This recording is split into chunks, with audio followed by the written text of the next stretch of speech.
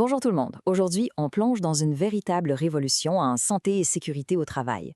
On est en train de passer d'un modèle où on réagit après les accidents à un monde où on peut carrément les prédire et donc les prévenir. Et le moteur de tout ça, c'est une nouvelle forme d'intelligence artificielle. Allons voir comment ça marche. La question qui est posée ici, elle paraît simple, mais les enjeux, eux, sont gigantesques. Est-ce qu'on peut vraiment, mais alors là, vraiment, anticiper le prochain incident majeur, celui qui pourrait changer une vie, avant même qu'il arrive? C'est exactement le défi que la technologie essaie de relever en ce moment. Alors, voici le plan de match. On va d'abord regarder le contexte québécois. Ensuite, on va voir le défi bien particulier que posent les agents IA. Après ça, on va explorer la solution agentique SST. Et on va finir en parlant de l'impact humain et organisationnel de toute cette transformation. Parfait, on commence avec la première partie, l'IA et la santé-sécurité, et on va ancrer notre discussion ici au Québec parce qu'on est non seulement un leader mondial en IA, mais on fait aussi face à des défis importants en matière de sécurité au travail.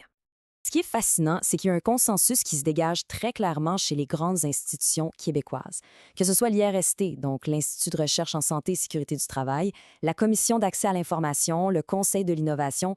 Tout le monde est d'accord, l'IA a un potentiel énorme pour la prévention, mais, et c'est un gros mais, ça doit absolument être encadré. Il faut une gouvernance solide pour gérer les risques, que ce soit pour la vie privée ou les fameux biais algorithmiques. Le Québec a vraiment une chance ici de montrer l'exemple. OK, là, on arrive au cœur du problème. Il y a une nouvelle forme d'IA qui est en train d'émerger, beaucoup plus puissante. Le hic, c'est qu'elle arrive un peu sans mode d'emploi, ce qui crée une sorte de Far West technologique. Donc, le concept à comprendre, c'est celui d'IA agentique. Pour faire simple, on ne parle plus d'une IA qui se contente d'analyser de l'info. Non, on parle de systèmes qui peuvent planifier, prendre des décisions et agir de façon autonome dans leur environnement. Ils peuvent vraiment faire des choses. Et cette citation, tirée d'un rapport du MIT, illustre parfaitement le fossé qu'on observe en ce moment. D'un côté, il y a tout le hype, le battage médiatique qui nous fait croire que l'IA a tout changé. Et de l'autre, il y a la réalité sur le terrain, dans les entreprises, où souvent, pas grand-chose n'a vraiment bougé. Et ce chiffre, il confirme la situation de manière assez brutale.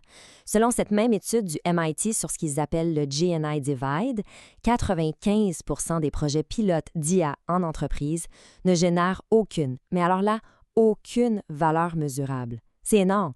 Ça veut dire que la grande majorité des initiatives n'arrivent jamais à dépasser le stade de l'expérimentation pour avoir un impact réel. Et le MIT a pas mal mis le doigt sur le bobo. Le problème, c'est le manque flagrant de documentation structurée, le manque de transparence et, regardez bien ça, à peine 19 de ces systèmes d'IA agentiques ont une politique de sécurité formelle. On navigue carrément à l'aveugle, avec de gros risques que ces systèmes posent des actions non contrôlées. Alors, face à ce portrait un peu chaotique, comment on avance? C'est là qu'entre en jeu la solution. Une approche structurée, responsable, qui a été pensée pour répondre directement à ces défis. Le système est simple et logique, il fonctionne en 5 étapes. Ça commence sur le plancher, avec la collecte de données, toute simple, via un code QR. Ensuite, l'info est normalisée, structurée, puis elle est analysée par une centaine d'agents IA spécialisés qui vont creuser pour trouver les vraies causes profondes. À partir de là, le système génère des recommandations d'action concrètes et finalement, étape cruciale, il assure le suivi pour mesurer l'impact réel. C'est une boucle complète d'amélioration continue. Et ce tableau, il est parfait parce qu'il montre comment cette approche répond point par point aux problèmes soulevés par les MIT. Pour le manque de documentation, on a une architecture ouverte. Pour le manque de transparence, on répond avec des citations scientifiques qui appuient chaque recommandation. Pour les risques non maîtrisés, on a des agences spécialisées et contrôlées. Et pour l'audit, un graphe causal assure une traçabilité complète de A à Z. L'impact sur l'efficacité, c'est radical. Une analyse d'incident qui, traditionnellement, pouvait prendre jusqu'à 3 semaines est maintenant faite en 30 secondes. Ce n'est pas juste une petite amélioration, là. C'est une transformation complète de la capacité d'une organisation à réagir et surtout à apprendre. Bon, ici, on a des chiffres qui parlent d'eux-mêmes.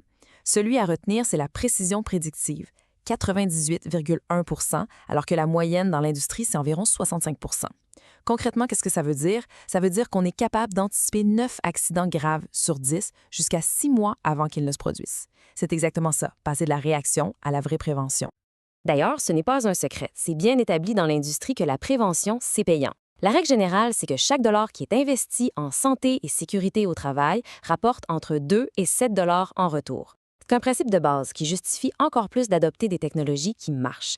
Et pour terminer, on va regarder l'impact qui est peut-être le plus important de tous. Comment cette technologie ne change pas juste les processus, mais aussi les gens et la culture d'une entreprise. Et ça, c'est vraiment le message clé à retenir. L'objectif, ce n'est absolument pas de remplacer les spécialistes en SST. C'est tout le contraire. C'est de les augmenter, de leur donner des super-pouvoirs en quelque sorte. L'IA s'occupe de l'analyse massive des données, ce qui libère complètement les experts humains pour qu'ils se concentrent là où ils sont irremplaçables, la résolution de problèmes complexes et le coaching sur le terrain.